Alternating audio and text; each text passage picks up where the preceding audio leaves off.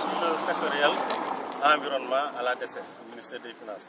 Donc la DSF, tout ce qui est budget d'investissement de l'ensemble des ministères, c'est la DSF qui fait la programmation.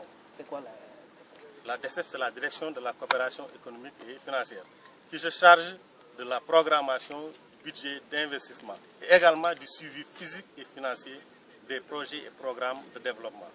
Et également, la DSF a un rôle de recherche de financement. Donc, on a ce qu'on appelle une direction coopération mixte, une division coopération mixte, donc avec les recherches de financement. Donc, tous les bailleurs passent par la DSF donc, pour les recherches de financement.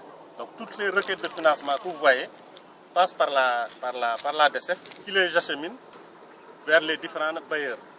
Également, aussi la programmation aussi se fait à notre niveau. Donc, vous voyez que si vous voyez l'Assemblée,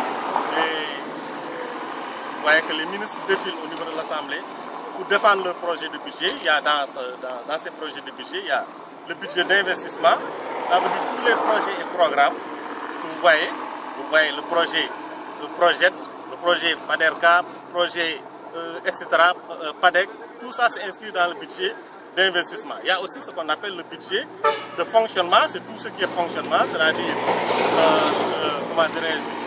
tout ce qui est achat de véhicules, mobilier, carburant, électricité, etc.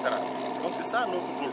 Donc nous sommes obligés de voir l'argent qui a été injecté, l'argent du contribuable sénégalais, ce que cet argent-là a servi pour les populations. C'est ça qu'on va voir, les réalisations qui ont été faites. Est-ce que cet argent-là a servi à faire ce que la destination? C'est ça, c'est pourquoi on est tenu de venir avec le ministère de l'Environnement pour voir vraiment ces réalisations.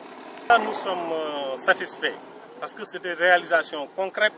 On est là avec les points focaux, on est là avec certains responsables de projet, on est là avec aussi les agents des eaux et forêts qui nous ont montré sur le terrain ce qui a été fait.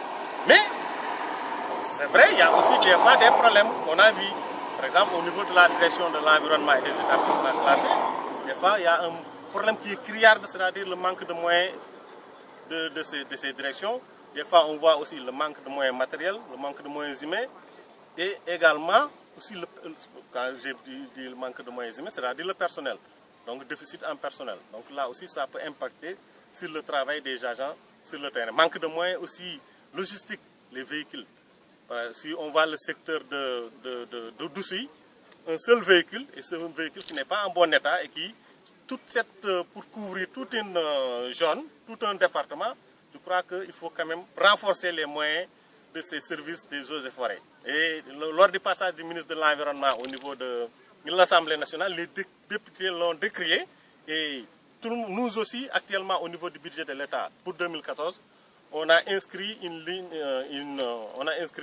un projet d'appui aux services déconcentrés de l'État pour permettre à ces services quand même de réhabiliter les services des eaux et forêts et également de les équiper plus tard.